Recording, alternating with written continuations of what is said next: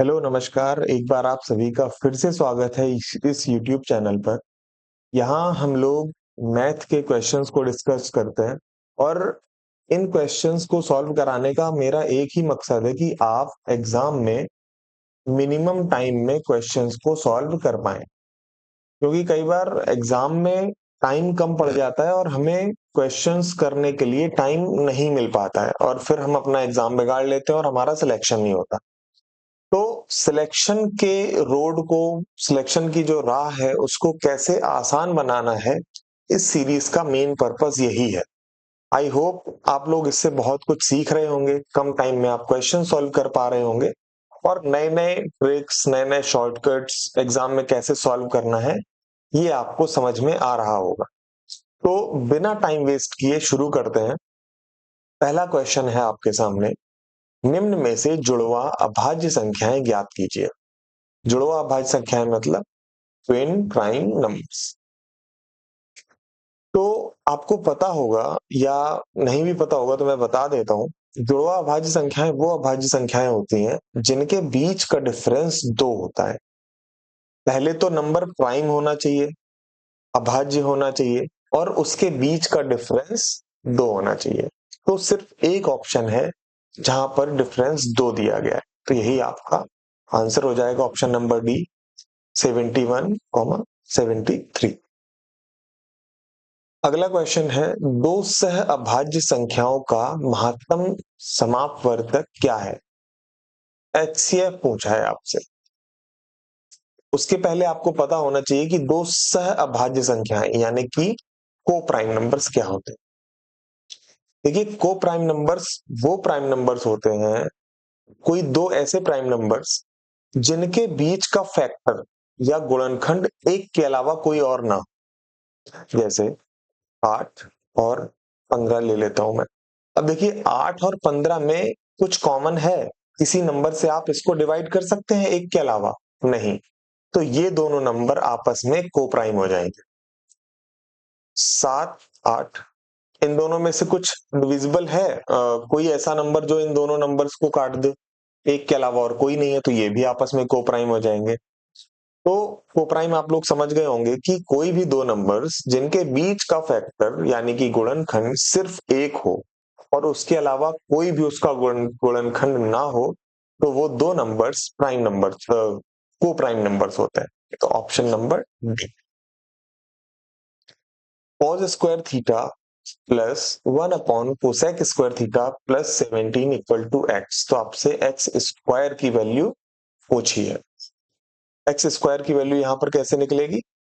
देखिए, cos square theta plus 1 cosec square theta आपको पता होगा कि साइन स्क्वायर थीटा होता है। Cos square theta plus sine square theta मिलके क्या बना देंगे? 1। और 1 प्लस 17 इक्वल टू क्या होगा? 18। एक्स की वैल्यू आपकी आ गई 18, तो एक्स स्क्वायर की वैल्यू कितनी आएगी? 324, 324। विपरीत दिशाओं से आने वाली दो ट्रेनें जिनकी लंबाई 152.5 मीटर और 157.5 मीटर है, 9.3 सेकेंड में एक दूसरे को पार करती हैं। दोनों ट्रेनों की संयुक्त गति कितनी होगी? दोनों की टोटल स्पीड आपसे पूछी है। तो डिस्टेंस आपके पास है, दोनों ट्रेनें मिलके इतनी ही डिस्टेंस ट्रेवल करेंगे। तो ये कितनी है डिस्टेंस? 310 मीटर। और ये टाइम कितना लग रहा है? 9.3 सेकेंड्स का। आपको पता होगा कि स्पीड इक्वल टू क्या होता है? चाल बराबर क्या होता है? दूरी बटे समय।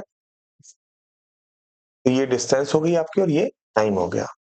ये काटेंगे थोड़ा सा, ये एक जीरो ऊपर लगा लेते हैं। 31 से 3 बार जाएगा और ये 100 बार। ये आ गया 100/3 और ये मीटर पर सेकेंड में है। अब इसको किलोमीटर पर आवर में बदलने के लिए, क्योंकि आपके ऑप्शंस किलोमीटर प्रति घंटा इसमें है, तो 18/5 का आपको गुणा करना पड़ेगा। ये कितना आ जाएगा? 120 किलोमीटर पर आवर। तो ये ऑप्शन नंबर बी आपका सही आंसर है। मैं आपसे एक बात कहना चाहता हूं कि देखिए, आप क्वेश्चन को देख के तभी सीख पाएंगे जब पहले आप उसको सॉल्व करने की कोशिश करें।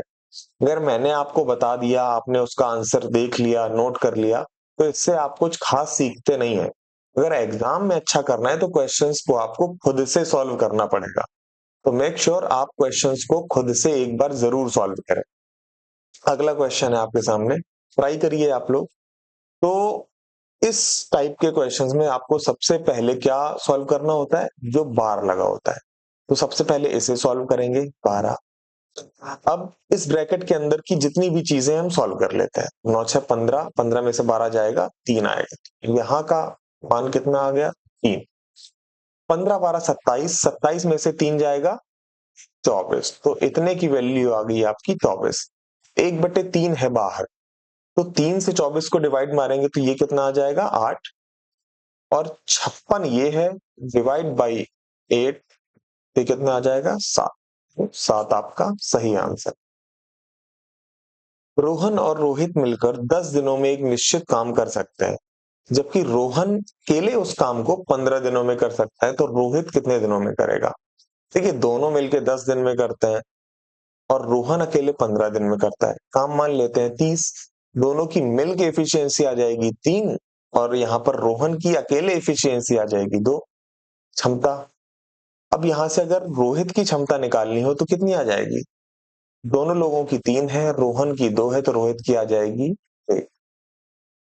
क्षमता 1 है, 30 टोटल काम है, कितने दिन में करेगा, 30/1, 30 दिन में। ये आपका आंसर हो जाएगा। आसान सा सवाल था। अर्धवार्षिक रूप से संयोजित होने पर 10% प्रति वर्ष की दर से 2 वर्षों के लिए 1,60,000 रुपए पर चक्रवृद्धि ब्याज क्या होगा। ये क्वेश्चन है आपका। अब देखिए, यहाँ पर अर्धवार्षिक रूप से संयोजित हो रहा है। जब अर्धवार्षिक रूप से संयोजित होता है तो दर क्या हो जाती है, रेट क्या हो जाती है, आधी, और टाइम हो जाता है यहाँ पर डबल, जब हम कैलकुलेट करते हैं। तो 1,60,000 है। जैसे आप 4 साल के लिए जब सीआई निकालते हैं, चक्रवृद्धि ब्याज निकालते हैं, तो कोडिंग आप यूज करते होंगे 4641, ठीक है।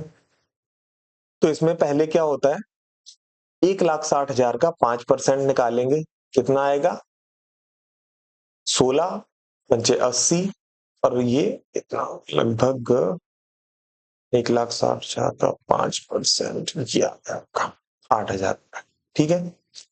प्लस, अब इस 8,000 का हमको 5% निकालना होगा, तो ये कितना आ जाएगा, यहां पर लिखेंगे 400। प्लस, अब इस 400 का हमें 5% निकालना है, तो ये कितना आ जाएगा, 20। और इस 20 का हमें 5% निकालना होगा, तो ये कितना आ जाएगा, 1। देखिए, इकाई का अंक अगर हम इस एक्सप्रेशन में निकालें बिना सॉल्व किए, तो ये हमारा 1 आएगा, और एक सिर्फ एक ही ऑप्शन में है। आप यहां से आंसर को टिक कर सकते हैं, अदरवाइज आपको अगर पूरा सॉल्व करना है तो कर लीजिए। ये 32,000, ये 2,400, ये 80, और ये 1 यहाँ पे मैं लिख देता हूँ, नीचे लिख देता हूँ, चलो। एक यहाँ आएगा, 8 4 4 3 आ गया ना। कोई जरूरत नहीं थी पूरा सॉल्व करने की। ये बहुत अच्छा सवाल है। अगर आप इस क्वेश्चन को सॉल्व कर लेते हैं तो मान के चलिए आपकी तैयारी बहुत अच्छी है, आपके कॉन्सेप्ट्स अच्छे से क्लियर है। एक बार आप वीडियो को पॉज करके इस क्वेश्चन को ट्राई करिए, मैं आपको इसका सॉल्यूशन कराता हूं। देखिए, दिल्ली में x रुपए में एक टीवी सेट बेचा जाता है। एक डीलर ने चंडीगढ़ जाकर 20% छूट दिल्ली के मूल्य से पर टीवी खरीदा। वह परिवहन पर 600 रुपए खर्च करता है। इस प्रकार उन्होंने x रुपए में 100/7% लाभ पर दिल्ली में सेट बेचा। x का मान क्या है। अच्छा सवाल है। तो हम क्या करते हैं, सबसे पहले दिल्ली में x रुपए में एक टीवी सेट बेचा जाता है।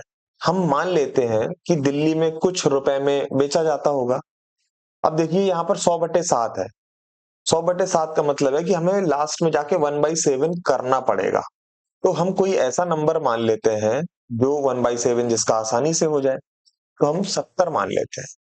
अब ये 70 इसके साथ कुछ लगा लेते हैं, ए लगा लिया।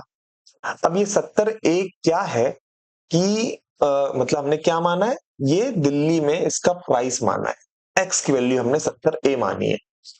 डीलर ने क्या किया, चंडीगढ़ जाकर 20% की छूट पर टीवी खरीद लिया।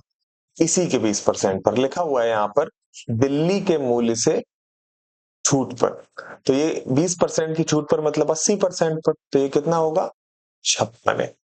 56A में उसने चंडीगढ़ से खरीद लिया। अब उसने क्या किया, इस पर 600 रुपए खर्च भी किए। इस प्रकार उन्होंने एक्स रुपए में 100/7% लाभ पर दिल्ली में सेट बेचा। अब देखिए, बेचा उसने 70A में ही है, बेचा उसने 70A में ही है, क्योंकि दिल्ली में 70 या एक्स रुपए में ही बेचा जाता है, तो हमने एक्स की वैल्यू 70 मानी है, तो ये 70A ही आएगा। समझ रहे हैं बात को, तो यहां पर इसने ये 70A रुपए में बेच दिया। ठीक है, अब उसको कुछ प्रॉफिट भी हुआ है। कितने का प्रॉफिट हुआ है, 100/7% का। 100/7% का मतलब क्या है कि अगर 7 की चीज थी तो उसने 8 पर बेची होगी, तो इसका हम 8/7 निकाल लेते हैं। तो देखिए, ये भी हमने विक्रय मूल्य निकाला है और ये तो विक्रय मूल्य है ही, तो ये दोनों आपस में बराबर होंगे। ठीक है, अब देखिए इसका मल्टीप्लाई करेंगे, 8/7 का 56A में मल्टीप्लाई करेंगे तो आ जाएगा 64A, और 64A इस 70A से जब घटेगा तो कितना आ जाएगा, 6A, 6A। और यहां पर जब इसका मल्टीप्लाई करेंगे तो कितना आ जाएगा, 4800/7। अब आपसे क्या पूछा है कि x का मान, और x का मान हमने कितना माना था, 70A, तो हमें 70A की वैल्यू निकालनी है। तो 6 से तो ये चला जाएगा 8 बार, 70A से 70A निकालना है तो दोनों तरफ 70 का मल्टीप्लाई कर देते हैं, 7 से चला जाएगा 10 बार, तो इसकी वैल्यू आ जाएगी 8,000। 8,000 रुपए में दिल्ली में टीवी सेट बेचा जाता था, और ऑप्शन नंबर सेकेंड ही आप सही आंसर है। सेक की पावर 4A टेक सॉरी सेक की पावर 4 थीटा माइनस सेक की पावर 2 थीटा इक्वल टू 3। आपसे क्या पूछा है, 10 की पावर 4 प्लस 10 का स्क्वायर, इसकी वैल्यू आपको निकालनी है। देखिए, आगे से जब भी कभी ऐसा क्वेश्चन आपको देखने को मिलता है तो आपको इसी वैल्यू को जाकर आंसर मार्क कर देना है। कल को ऐसा क्वेश्चन भी आ सकता है कि कोसेक की power 4 theta minus cosec square theta, और यहां जाकर कॉट में आपसे कुछ पूछ ले और इसकी वैल्यू ए दे दे, तो आंसर आपका ए ही होगा।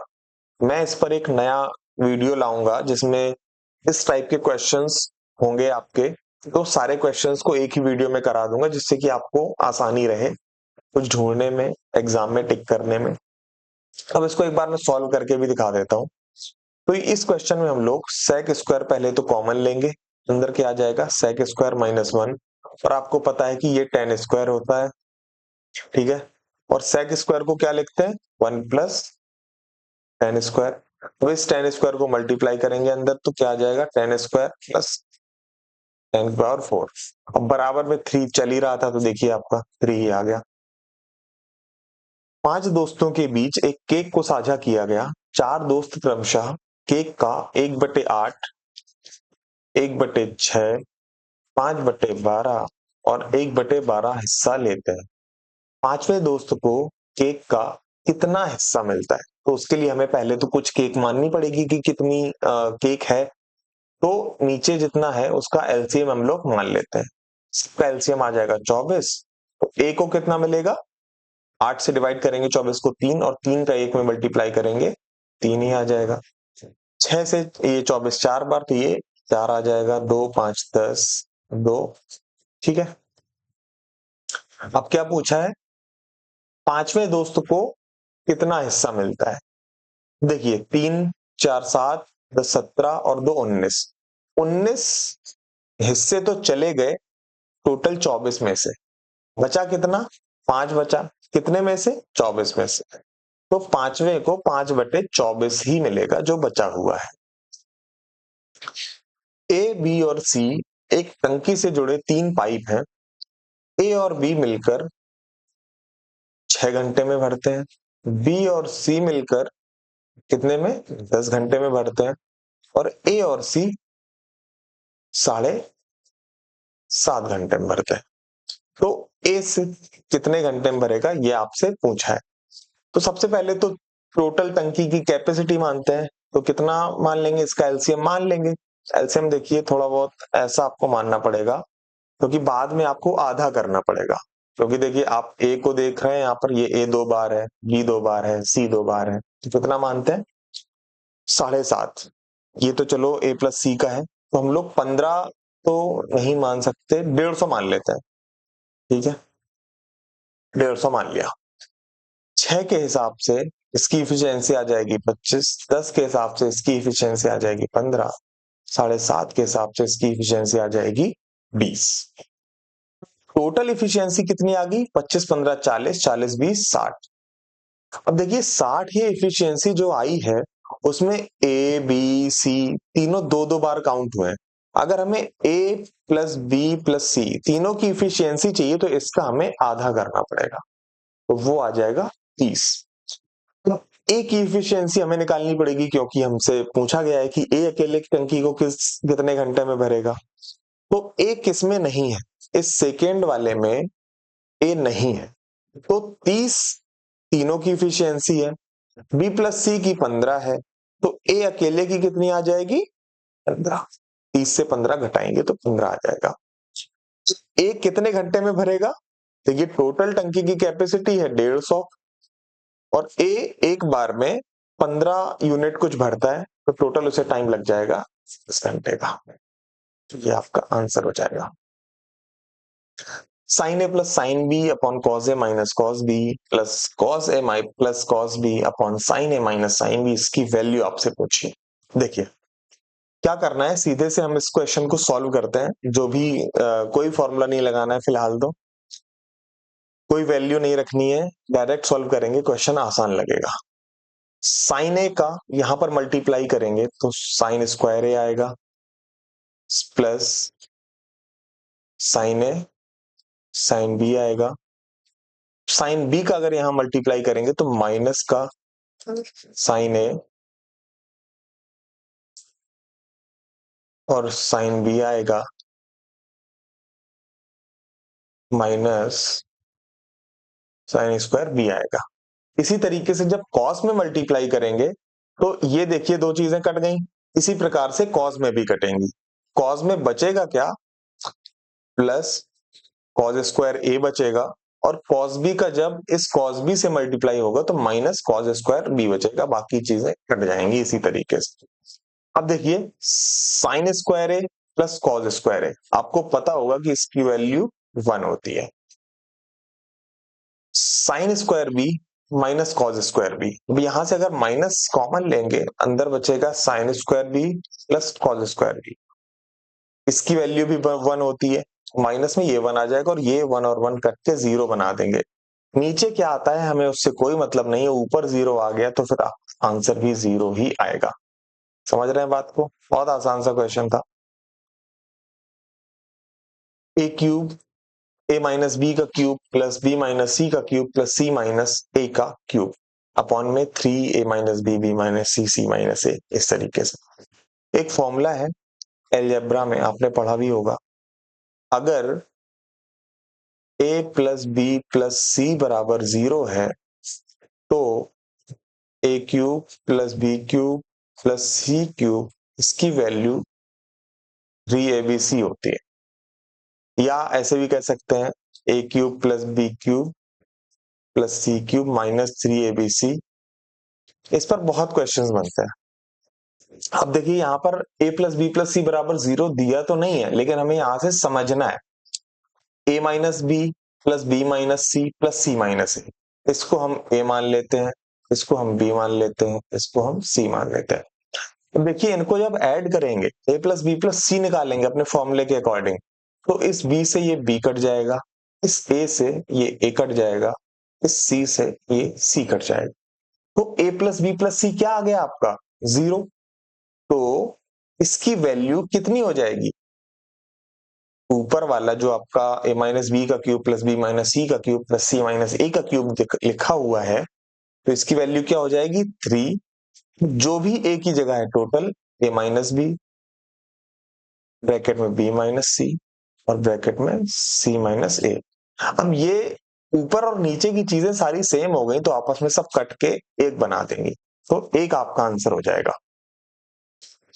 यदि कोई चालक 15 मीटर प्रति सेकंड की गति से कार चलाता है तो 3 घंटे 20 मिनट में उसके द्वारा दूरी तय की जाती है। 3 घंटे 20 मिनट में वो कितनी डिस्टेंस ट्रेवल करेगा? बहुत आसान सा क्वेश्चन है। Distance equal to speed into time होता है। स्पीड कितनी है आपकी? 15 मीटर पर सेकेंड। अब यहाँ पर किलोमीटर में आपसे पूछा है तो इसको किलोमीटर पर आवर में बदल लेंगे।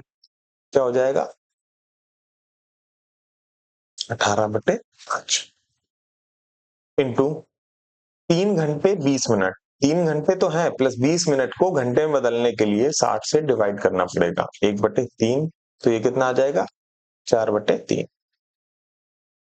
ठीक है, 15 से चला जाएगा। ओ कुछ गलती कर दी आई थिंक मैंने। अगर कोई चालक 15 मीटर प्रति सेकेंड की दर से गाड़ी चलाता है, गति से कार चलाता है तो 3 घंटे 20, ओ सॉरी यहाँ पर ये गलती हो गई, सॉरी सॉरी। 3 3 9 और 1 10, तो ये 10/3 आएगा। 15 से 15 चला गया, 18 × 10 180, तो ये 180 आपका आंसर हो जाएगा। कई बार इसलिए मिस्टेक्स हो जाती हैं।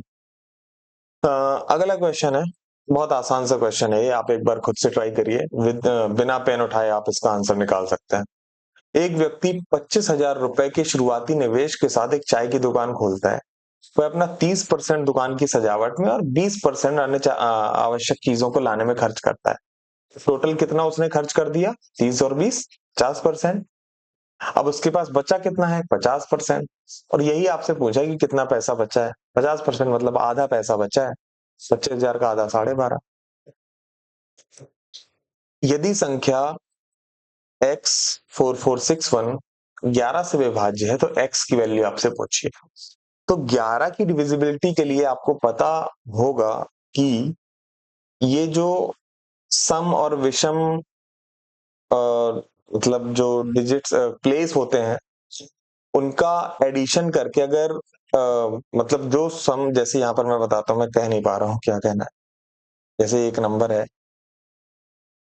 कुछ भी मान लीजिए, तो यहाँ पर, यहाँ से हम देखते हैं इस तरीके से, अगर इनका सम, जैसे ये पहली पोजीशन पे, दूसरी पोजीशन पे और तीसरी पोजीशन पे है, विषम स्थानों में है, और ये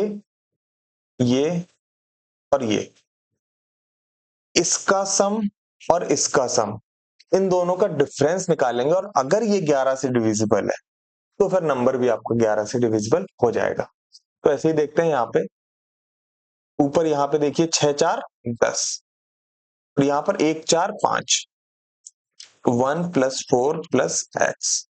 अब 10 में से, या यहाँ पर कुछ ऐसा हो, इन दोनों का डिफरेंस या तो 0 आ जाए या 11 का मल्टीपल आ जाए, उसके लिए x को हमें क्या रखना पड़ेगा? x को अगर हम 5 रखते हैं तो 5 4 9 और 1 10, ये नंबर बन जाएगा 10, और इस 10 और 10 का डिफरेंस आ जाएगा 0, जो कि 11 से डिविजिबल है, क्योंकि 0 हर नंबर से डिविजिबल होता है। तो x की वैल्यू हमें 5 रखनी पड़ेगी अगर ये 11 से डिविजिबल कराना है। अनुराग को 144 रुपए में एक कलम बेचने से क्रय मूल्य के 1/7 भाग की हानि होती है। 1/7 भाग की हानि का क्या मतलब है? और ये क्रय मूल्य का है तो इसका मतलब कि 7 उसका क्रय मूल्य है, 1 की हानि हो रही है, इसका मतलब विक्रय मूल्य कितना है? 6। सवाल में 6 की वैल्यू 144 दी हुई है, तो 1 की वैल्यू कितनी आ जाएगी? 24, और सीपी हमारा यहां से निकल के आ जाएगा 24 × 7, 168 रुपए। 189 रुपए में बेचे तो उसका लाभ प्रतिशत आपसे पूछा है। 168 की चीज अगर 189 में जा रही है तो उसको 21 रुपए का प्रॉफिट है, और 21 रुपए का प्रॉफिट है वो कितने से है? 168 से। परसेंट में निकाल लेंगे, 21 से जाएगा कितनी बार जा रहा है? 7 से 3 बार जाएगा, ये 24 बार चला जाएगा, ये 3 से 8 बार चला जाएगा, और 1/8 ये 12.5% होता है। ये 12.5 आपका आंसर हो जाएगा। 2/3, 8/9, 10/27 और 32/81। इसका आपको एचसीएफ यानी कि महत्तम समापवर्तक चाहिए। तो उसके लिए क्या करते हैं, ऊपर वाले का जैसे महत्तम समापवर्तक निकालना है तो ऊपर वाले का तो मासा निकालेंगे और नीचे वाले का हम लोग लासा निकालते हैं। ऊपर वाले का मासा निकालेंगे तो कितना आएगा, 32, 10, 8 और 2। तो ये कितना आता है, मासा निकालना है, कुछ भी कॉमन है यहाँ पे, क्या क्या कॉमन आपको दिख रहा है, 2। 2 सब में कॉमन है तो 2 2 तो आपको ऊपर का मासा हो जाएगा और नीचे वाले में आपको लासापा यानी कि एलसीएम निकालना है। तो एलसीएम इसका क्या होगा, सबसे बड़ा नंबर पहले तो हम लोग मानते हैं कि ये हमारा एलसीएम है। फिर उससे ठीक जो छोटा नंबर है उससे देखते हैं कि क्या ये डिविजिबल है। 27 से 81 डिविजिबल है, बिल्कुल है। 9 से भी है, 3 से भी है, तो ये 81 ही आ जाएगा। 2/81 आपका आंसर हो जाएगा। अब अगर आपसे इसका एलसीएम पूछा होता यानी कि लसअप पूछा होता तो ऊपर वाले का तो एलसीएम निकालते और जो नीचे है उसका एचसीएफ निकालते। समझ रहे हैं बात को। निम्न में से कौन सी संख्या एक पूर्ण घन है, क्यूब। क्यूब आपसे पूछा है कि कौन सी संख्या इनमें से क्यूब है, तो मैं मान के चलता हूं कि आपको 30 तक क्यूब तो कम से कम याद होंगे ही होंगे, क्योंकि अगर ये आपको याद है तो आपका एग्जाम में बहुत टाइम बचेगा। यहाँ पर आप अगर देखें तो सिर्फ 8000 ही एक क्यूब दिख रहा है, 20 का क्यूब है, इस लिस्ट से आप देख सकते हैं और ये आपको याद करके रखना है। ठीक है, दी गई आकृति का संदर्भ लीजिए और इस प्रश्न का उत्तर दीजिए। इसमें क्या दिया है कि बी सी डी 72 डिग्री है, बी सी डी ये आपको 72 डिग्री दिया है, तो आपसे बी ए सी इसकी वैल्यू पूछी है। देखिए आपने अगर अल्टरनेट सेगमेंट थ्योरम पढ़ी है तो जितना एंगल ये होता है उतना ही एंगल आपका ये होता है, तो ये भी आपका 72 डिग्री ही हो जाएगा। यही ठीक है। दो प्रवेशिका पाइप ए और बी क्रमशः 22 और 23 घंटे में एक 22 और 33 घंटे में एक खाली पात्र को भर सकते हैं। अब इसमें क्या कह रहा है कि ए को पात्र भरने के 3 घंटे पहले बंद करना पड़ा, तो दोनों पाइपों को इस पात्र को भरने में कुल कितने घंटे लगेंगे। देखिए 3 घंटे पहले बंद करना पड़ा है। अगर हम इससे पहले, तो मैं इसको थोड़ा सा आगे और सॉल्व करता हूँ। यहाँ पर टोटल हम मान लेते हैं उसकी कैपेसिटी, इनका एलसीएम यानी कि 66, ये 3 इसकी इफिशियंसी आ जाएगी, इसकी 2। अब देखिए 3 घंटे पहले बंद किया है, अगर हम उसे बंद ना करते और उससे उन्हीं 3 घंटों का काम और ऐड करा के रख लें, समझ रहे हैं बात को। हम चाहते हैं कि ये बंद ना हो और ए के साथ बी मतलब दोनों लोग साथ में मिलके ही काम करते रहे, तो 3 घंटे में ये कितना काम कर लेता उतना काम हम इसमें ऐड कर देते हैं, जिससे कि हमारे टाइम में कोई फर्क नहीं पड़ेगा। तो 3 घंटे में ये कितना काम कर देता, 9 काम। तो टोटल काम हम हो गया हमारा 75। अब हम इन दोनों से काम करा लेते हैं, 3 2 5, तो ये कितने घंटे में भर देंगे, 15 आपका आंसर हो जाएगा। आई थिंक आपको समझ में आया होगा। बहुत सारी चीजें मैंने इस वीडियो में डिस्कस करी हैं और अगर आपको कुछ भी सीखने को मिलता है मेरे वीडियोस से, आपकी स्पीड बढ़ती है, आपके कॉन्सेप्ट्स क्लियर होते हैं, तो एक लाइक जरूर मारिएगा। Wish you all the very best, thank you very much.